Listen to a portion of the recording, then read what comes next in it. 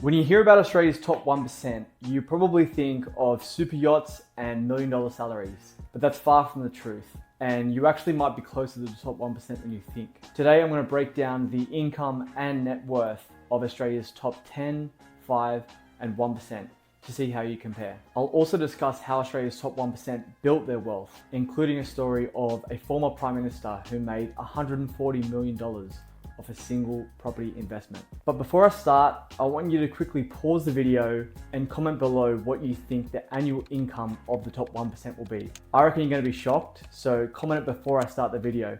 And while you're there, click on the subscribe button for more Australian personal finance content. So let's get started. For Australian adults working full-time, the median gross income is about 90 grand. This excludes part-time and casual workers. So when sampling for all workers, the number is a little less at around 68 grand. Onto the top 20% of Australians working full-time, they make about 135 grand. So imagine Bondi was a perfect sample of full-time Australian workers. That would mean that 20% make over 135 grand and 80% or 80 out of 100 make less than 135 grand. Now onto the top 10%, they earn around 170 grand a year. So now let's talk about the top 5% of earners. So up until now, I've been using 2023 ABS data, but unfortunately they don't collect on the top 5 and 1%. So we're gonna have to switch to 2022 ATO data. This includes a slightly broader sample, which includes part-time, casual workers, and so on. It's just based on all taxpayers. Using this broader sample lowers the income just a little bit, but not by much. So for all Australian taxpayers, the top 5% earn around 190 grand a year. As we discussed, the actual number for full-time Australian workers is probably a little higher. So let's round that up to around 200 grand for the top 5%. So finally, let's reveal the top 1% and see how close you were.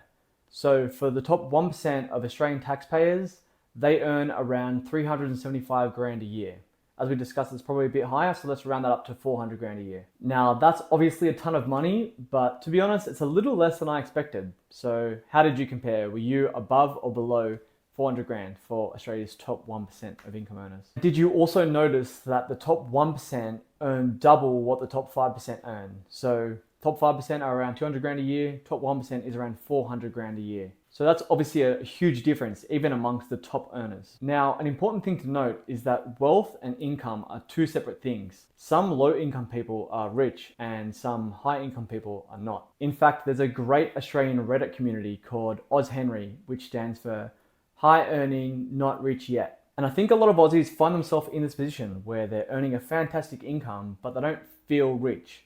And I think there's two main reasons for that. The first and most obvious is that Australian house prices are super expensive. They've just grown and grown and grown over the past century, and even over the past 50 years, they're up around 5,000%. And the second and related point is that we don't have an inheritance tax in Australia. So there's a lot of Aussies inheriting their parents' or grandparents' million-dollar properties completely tax-free. And if they had a big block or a couple of investment properties that they paid probably 50 grand for back in the day, then they're probably inheriting millions and millions of dollars. And if they're on a low income, they're still going to be way wealthier than top doctors or lawyers or other Henrys that don't get a similar inheritance. And it's not just because we don't have an inheritance tax, but it's also the way that the ATO treats money you get from income versus capital gains. So of course, not tax advice, but in general, if you've held an asset for more than 12 months, then you receive a 50% discount on the capital gains owing.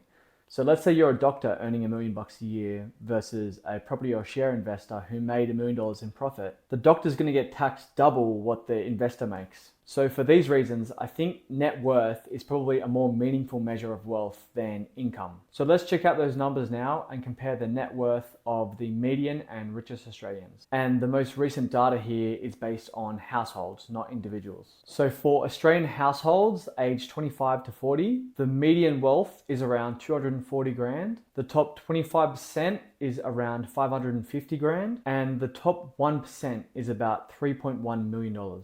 For Aussies aged 41 to 64, the median household net worth is around 810 grand. The top 25% is around $1.5 million. And the top 1% is around $7.7 million. And for Aussies aged over 65, the median household net worth is around 820 grand. The top 25% is around $1.55 million. And the top 1% is almost $11 million net worth.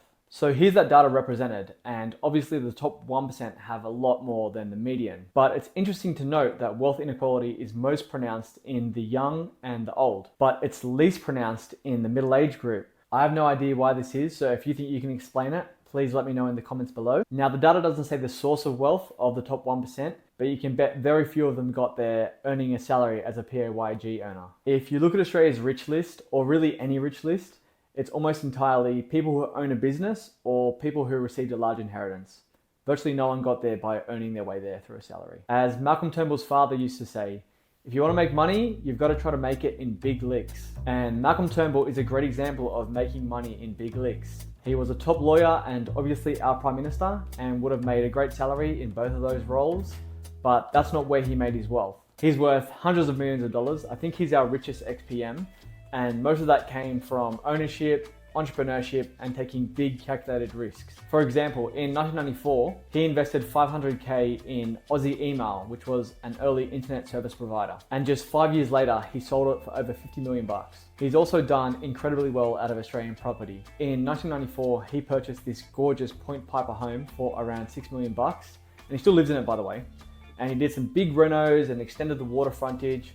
And today it's been valued at over $150 million. So yeah, making money in big licks is super important, but so is long-term, slow compounding growth. His property has slowly increased in value each year, but the nature of compound growth is that most of the growth occurs right at the end. To show you how, I've roughly modeled this property growth. Based on a $6 million purchase price and a current value of about 150 million 31 years later, that's achieved a growth rate annually of around 11% a year. So it took 25 years to achieve the first half of the growth, and then just 6 years to achieve the second half of the growth. So based on these averages, if he sold in 2019, he would have only got around 75 million. But today it's worth double that, 150 million.